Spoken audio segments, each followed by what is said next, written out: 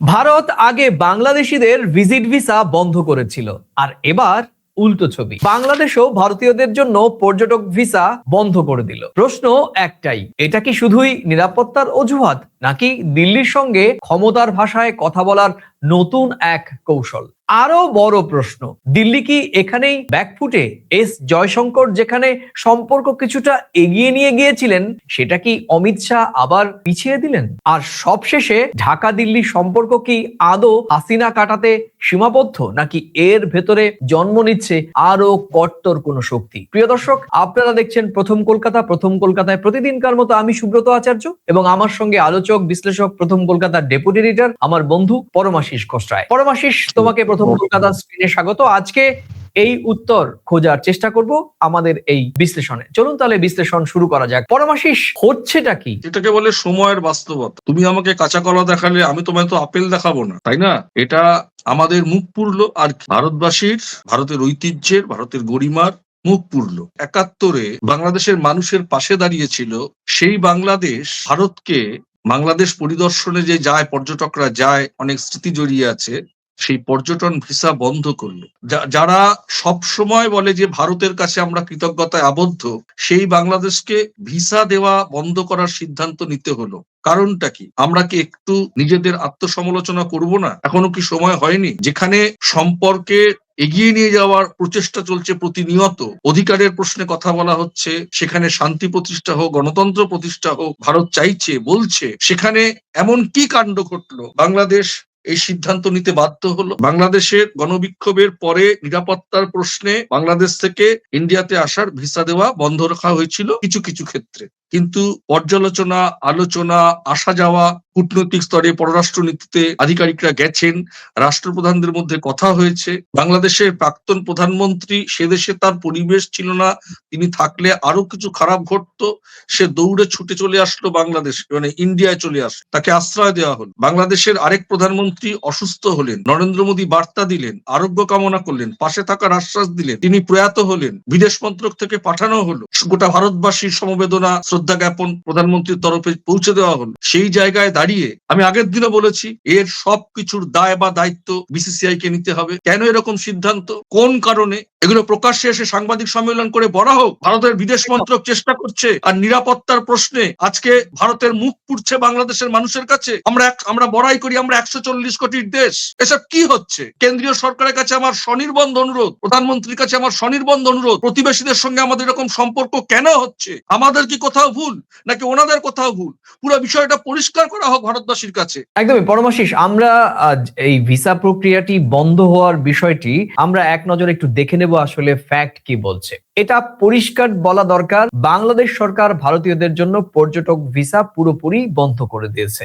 সিদ্ধান্ত কার্যকর হয়েছে গত বুধবার থেকে। দিল্লি ও আগরতলা এর আগেই ভিসা প্রক্রিয়া বন্ধ রেখেছিল, এবার যুক্ত হয়েছে আমাদের শহর কলকাতার বাংলাদেশ উপ হাই কমিশন। সেখান থেকেও মোটামুটি ভিসা প্রক্রিয়া অর্থাৎ পর্যটক ভিসা দেয়া, যেটা ভিজিট ভিসা বলা হয়, সেটা বন্ধ রয়েছে। এর ফলে গোটা ভারতের কোনো জায়গা থেকে বাংলাদেশে যাওয়ার কোনো ট্যুরিস্ট ভিসা আর পাওয়া যাচ্ছে না গত বুধবার থেকে। তুমি জানো যে এর আগে গত সপ্তাহে দিল্লিতে যখন দীপু দাস হত্যাকাণ্ডের জেরে তার প্রতিবাদে ভারতীয় একদল হিন্দুত্ববাদী সংগঠনের পক্ষ থেকে বিক্ষোভ প্রদর্শন করা হয় এবং অভিযোগ ওঠে যে ভারতে নিযুক্ত বাংলাদেশের হাই কমিশনারকে হুমকি দেওয়ার, এবং তারই পরিপ্রেক্ষিতে একদিনের জন্য সাময়িক ভিসা দেওয়া বন্ধ রাখা হয়েছিল। এবং তারপর থেকেই বিভিন্ন উপদূতাবাস, দূতাবাস এবং ভিসা অ্যাপ্লিকেশন সেন্টারে যখন পরপর আমরা দেখেছি বিক্ষোভ এবং হামলার ঘটনা ঘটে, তখন থেকে কিন্তু ভিসা ব্যবস্থাপনা আস্তে আস্তে করে বাংলাদেশ সরকার শিথিল করতে শুরু করে এবং সেটা কমপ্লিটলি শাটডাউন করা হয় গত বুধবার।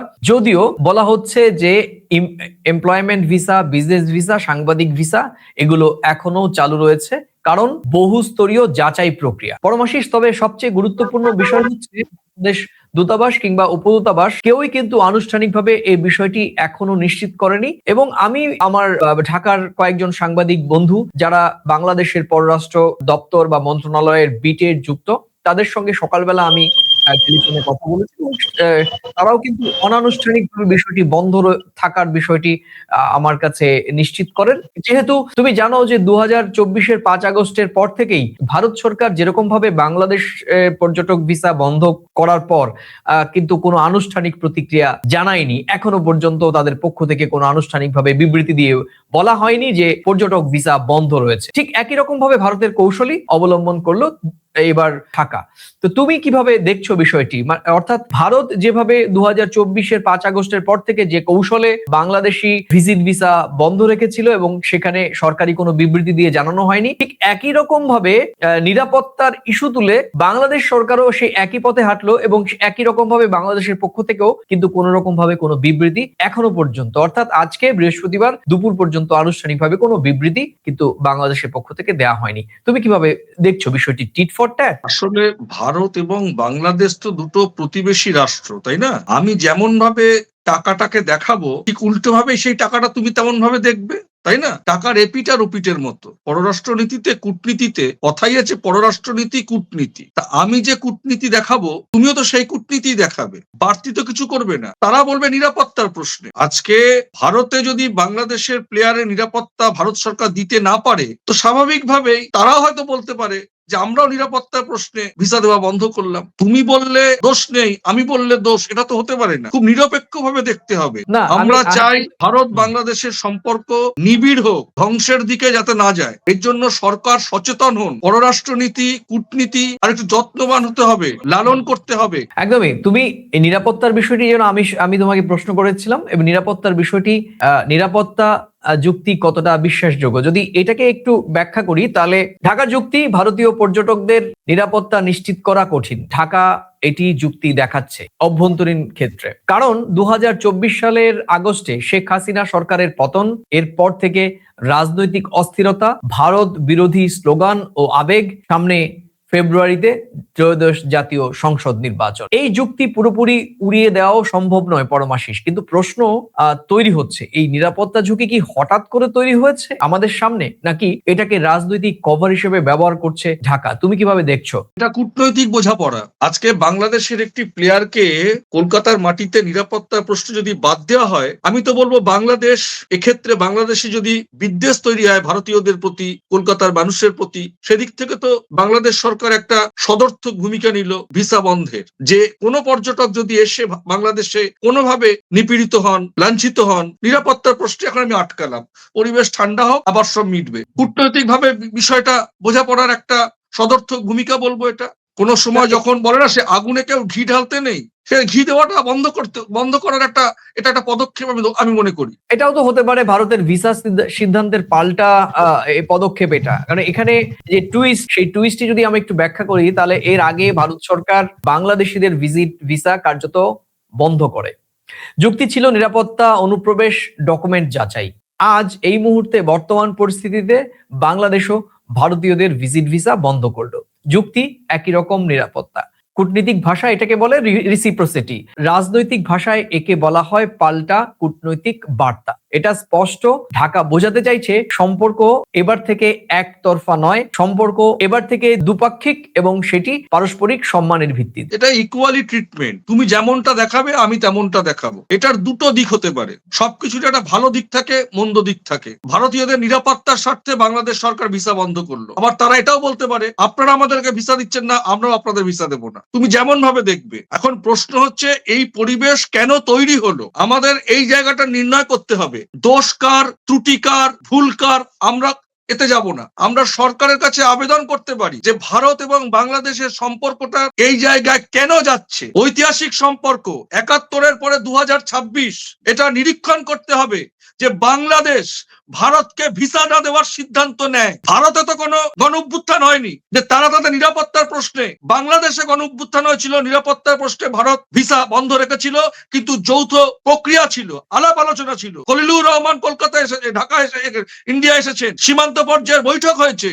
কেন এই ভঙ্গুর পরিস্থিতি হবে, কেন এই সিদ্ধান্ত হবে, কেন এই সম্পর্কের একটা ভঙ্গুর পরিস্থিতি হলো, কেন এই সম্পর্কে চির ধরছে, এগুলো নিরীক্ষণ করতে হবে, উচ্চ পর্যায়ের আলোচনা করতে হবে। দীপু দাস খুনারা যখন এখানে হিন্দুত্ববাদীরা উগ্রবাদীরা রাস্তায় নামে, পথে নামে, হাই কমিশনে গিয়ে বিক্ষোভ দেখায়, এটা গণতান্ত্রিক ভাবে করতেই পারে, স্বাভাবিকভাবে। এখানেও যখন মুসলমানকে বাংলাদেশি বলে খুন করা হয়, নিপীড়িত করা হয়, অত্যাচারিত করা হয় বাংলা বলার অপরাধে, স্বাভাবিকভাবে বাংলাদেশে আন্দোলন হবে। এটাকে বলে গণতান্ত্রিক প্রক্রিয়া। পৃথিবীতে তো গণতন্ত্র শব্দটা এখন উঠে যায়নি, কিন্তু অবশ্যই। 140 কোটির ভারতবর্ষের এই গৌরবান্বিত পরিবেশকে বাংলাদেশ ভিসা দিতে বন্ধ করছে, এই সিদ্ধান্ত বাংলাদেশ নিল কেন? এটা ভারত সরকারকে একটু অনুধাবন করতে হবে। আমি স্বনির্বাণ অনুরোধ করবো প্রধানমন্ত্রীর কাছে, যেসব কি হচ্ছে এটা খেলাকে কেন্দ্র করে, এটা ক্রিকেট খেলাকে কেন্দ্র করে। আমি আসবো, যেরকম তোমার সঙ্গে শুধু সূত্র ধরে দিচ্ছি, তুমি বলছো দীপুদা, আমরা তো সমালোচনা করিনি। বাংলাদেশকে যখন ভিসা দেওয়া বন্ধ করা ছিল ওই সময় গণ অভ্যুত্থানের সময়, আমরা তো সমালোচনা করিনি। নিরাপত্তার স্বার্থে সেটা হতেই পারে, কিন্তু একটা ক্রিকেট খেলাকে কেন্দ্র করে। আমি আসবো পরমাশিস, আমি আসবো। আমি তোমার এই অংশের সঙ্গে একটু যুক্ত করছি। তুমি যেটা বলতে চাইছো সেখানে আমি একটু দর্শকদের কাছে আর একটু খোলসা করতে চাইছি। দীপু দাস হত্যাকাণ্ডের ঘটনার প্রতিবাদ যেমন কলকাতা শহর বা ভারতের বিভিন্ন রাজ্যে বা প্রান্তে হওয়াটা গণতান্ত্রিক, ঠিক একই রকম ভাবে আমাদের রাজু শেখ সম্প্রতি কদিন আগে আমাদের প্রতিবেশী রাজ্য উড়িষ্যাতে একটি ঘটনাতে আমরা দেখেছি যে মুর্শিদাবাদের একজন বাসিন্দা, তাকে কিরকম ভাবে নির্মমভাবে শাবল দিয়ে পিটিয়ে হত্যা করা হয়। তারও প্রতিবাদে বাংলাদেশের অভ্যন্তরে প্রতিবাদ হতে পারে, এটা খুবই স্বাভাবিক। যেমনটি আমরা প্যালেস্তাইনের গাজাতে যখন ইসরায়েলি আগ্রাসনের প্রতিবাদে আমাদের কলকাতা শহরও কিন্তু সব হিন্দু, বৌদ্ধ, খ্রিস্টান সামগ্রিকভাবে ভারতীয়রা তীব্র গাজার এই মানবিক সংকটের প্রতিবাদে আমাদের শহর কলকাতা বা ভারতের বিভিন্ন রাজ্যে এই মানবতা বিরোধী অপরাধের বিরুদ্ধে সোচ্চার হয়। এই যে প্রতিবাদ, এটি মানবতার পক্ষে, মানবতা বিরোধীদের বিপক্ষে প্রতিবাদ, সেটি পৃথিবীর যে কোনো প্রান্তেই হতে পারে। সেই প্রতিবাদ নিয়ে আমার মনে হয় রাজনীতি না হওয়াই ভালো। কিন্তু প্রশ্ন হচ্ছে, যে বিষয়টি নিয়ে এই মুহূর্তে সবচাইতে সরগরম, সেটি হচ্ছে মুস্তাফিজুর ইস্যু। এবং তোমার কাছে একটা প্রশ্ন থাকবে এখানেই, মুস্তাফিজ ইস্যুতে সত্যি কি দিল্লি ব্যাকফুটে? এখানে অবশ্যই মুস্তাফিজ ইস্যু একটা বড় প্রসঙ্গ বলে আমরা মনে করছি। এ সময় জয়শঙ্কর যখন নীরবে অনেকটা কৌশলে দিল্লি এবং ঢাকা সম্পর্কের ভারসাম্য ফেরানোর চেষ্টা করছিলেন, ঠিক তখনই অভ্যন্তরীণ রাজনীতি, কড়া অবস্থান, নিরাপত্তা, জাতীয়তাবাদী ভাষা, এগুলোর সামনে এনে অমিত শাহর অবস্থান অনেক জায়গায় সেই কূটনৈতিক স্পেসকে অনেক বেশি সংকুচিত করেছে। আর এর ফলাফল ঢাকার কাছে স্পষ্ট বার্তা গেছে, দিল্লির ভেতরে একাধিক লাইন। ওই এক বালতি দুধে এক ফোঁটা লেবু ফেলে দেওয়া, বুঝেছো? একদিকে চেষ্টা চলছে সম্পর্কের উন্নতিতে পাশে থাকার বার্তা দেওয়া। তুমি চিন্তা করো তো, বাংলাদেশের প্রাক্তন প্রধানমন্ত্রী, প্রয়াত প্রধানমন্ত্রী খালেদা জিয়া জানাজায় যখন ভারত সরকারের তরফে প্রধানমন্ত্রীর শোকবার্তা পৌঁছলো গোটা দেশবাসীর পক্ষে, তার নিটফল কি? এটা হওয়া উচিত ছিল আজকে। একটা সপ্তাহ পার হয়নি, এর দায় কে নেবে? কেন এমনটা হবে? এটা কি কেউ বিশ্বাস করে যে বাংলাদেশের একজন ক্রিকেটারকে বা গোটা টিমকে ভারত সরকার নিরাপত্তা দিতে পারবে না? আমরা 92 দেখেছি স্কুল জীবনে, বাবরি মসজিদের সময় কলকাতাতে কিছু হয়েছিল? তার মানে এটা কিন্তু পরিষ্কার। আজকে যখন মহারাষ্ট্রের একটা পুরসভা ইলেকশনে আসাউদ্দিন ওয়াইসির সঙ্গে বিজেপির গঠবন্ধন হয়, সেই জায়গায় দাঁড়িয়ে বাংলাদেশের একজন ক্রিকেট প্লেয়ার কলকাতার মাটিতে খেলতে আসবে, নিরাপত্তা দিতে পারবে না? আমরা একটা প্রশ্ন খোঁজার চেষ্টা করি। আমাদের ইন্ট্রোতে আমরা বলেছি যে ঢাকা দিল্লি সম্পর্কে শুধুই কি হাসিনা কাটা? এটাই আমার মনে হয় আজকের আলোচনার একটি অন্যতম পয়েন্ট হওয়া উচিত। অনেক দিন ধরেই দিল্লির নীতি ছিল বাংলাদেশ মানেই শেখ হাসিনা, কিন্তু বাস্তবতা বদলে গেছে। আজ নতুন শক্তি, নতুন রাজনৈতিক ভাষা, ভারত বিরোধী আবেগকে পুঁজি করার চেষ্টা, নির্বাচন কেন্দ্রিক বাংলাদেশের অভ্যন্তরে জাতীয়তাবাদ। এই প্রেক্ষাপটে ভিসা বন্ধ শুধু প্রশাসনিক সিদ্ধান্ত নয় পরমাশিস, এটা একটা রাজনৈতিক কূটনৈতিক বার্তাও। ঢাকা বলতে চাইছে, আমাদের রাজনীতি আর শুধু দিল্লির আরামদায়ক ফ্রেমে থাকবে না। কি বলবে? দেখো, জাতীয়তাবোধ আমার হৃদয়ে থাকবে আর তোমার হৃদয়ে থাকবে না, এটা তো হতে পারে না। আমি আমার রাজনীতি নিয়ে রাজনৈতিক সূত্র, রাজনৈতিক কৌশল নেব, তুমি তোমার রাজনীতিতে রাজনৈতিক সূত্র, রাজনৈতিক কৌশল নেবে না। দেশ ছোট, দেশ বড়, জনসংখ্যা বড়, জনসংখ্যা ছোট। ভারতবর্ষে জাতীয় সঙ্গীত থাকলে বাংলাদেশের জাতীয় সঙ্গীত থাকতে পারে না। দুটো সমান দৃষ্টি দিয়ে দেখতে হবে। আমরা যখন সাংবাদিকতা করি, আমরা যখন বিশ্লেষণ করি, আমাদের নিরপেক্ষতা বজায় রাখতে হবে। আমরা ভালোকে ভালো, মন্দকে মন্দ, তাতে কে খুশি হলো কে অখুশি হলো আমার যায় আসে না। আমার দেখতে হবে, আজকে আমি যে কথাটা বলছি অনেকে হয়তো ভাববেন যে ভারতের বিরুদ্ধে কথা বলছি, না, আমার দেশের গরিমা নষ্ট করছে কোন এক অপশক্তি। আমি এটা বিশ্বাস করি না যে একজন ক্রিকেট প্লেয়ারকে ভারত সরকার নিরাপত্তা দিতে পারবে না, এটা আমি কোনোভাবে বিশ্বাস করতে পারি না। এবং তার পরিপ্রেক্ষিতেই আজকে সম্পর্ক আরো জটিলতর হচ্ছে। পরমাশিস, তোমাকে অনেক ধন্যবাদ। শেষ করব আজকে যে দিকে ভারত বাংলাদেশের সম্পর্ক এগোচ্ছে তাতে অনেক প্রশ্ন প্রতিদিন প্রতি ঘন্টায় তৈরি হচ্ছে, আর একটি প্রশ্নের উত্তর আমরা খুঁজে বের করার চেষ্টা করলেও নতুন আরো একটি প্রশ্নের উদ্রেক হচ্ছে, আর সে কারণেই প্রশ্নের সংখ্যা কমছে না, বরং বাড়ছেই। সুতরাং স্পষ্ট করে বলা দরকার, এই যে ভিসা বন্ধ, এটা নিছক শুধুমাত্র একটি ইস্যু নয়, এটা শুধু নিরাপত্তার প্রশ্ন একদম নয়, এটা শুধু হাসিনার অধ্যায়ের অবসান সেটাও নয়, এটা ঢাকা দিল্লি সম্পর্কে নতুন পাওয়ার ডায়নামিক, যেখানে প্রতিটি সিদ্ধান্তই একটি স্পষ্ট কূটনৈতিক বার্তা, প্রতিটি নীরবতার মধ্যেও রয়েছে সুস্পষ্ট কূটনৈতিক ছায়া। এখন প্রশ্ন একটাই, দিল্লি কি আবার কূটনৈতিক ভারসাম্য ফিরবে, নাকি এই ভিসা যুদ্ধ আরো গভীর অবিশ্বাসের দিকে ঠেলে নিয়ে যাবে ঢাকা দিল্লির সম্পর্ককে, আর তাতে বলি হব আমরা, বাংলাদেশ এবং ভারতের কোটি কোটি সাধারণ মানুষ। প্রিয় দর্শক, এই প্রশ্ন রেখেই আজকের প্রাসঙ্গিক প্রসঙ্গের আলোচনা বিশ্লেষণ শেষ করছি। আবার দেখা হবে নতুন কোনো বিষয়। ততক্ষণ ভালো থাকুন, সুস্থ থাকুন, সবাই নিরাপদে থাকুন। নমস্কার। নমস্কার।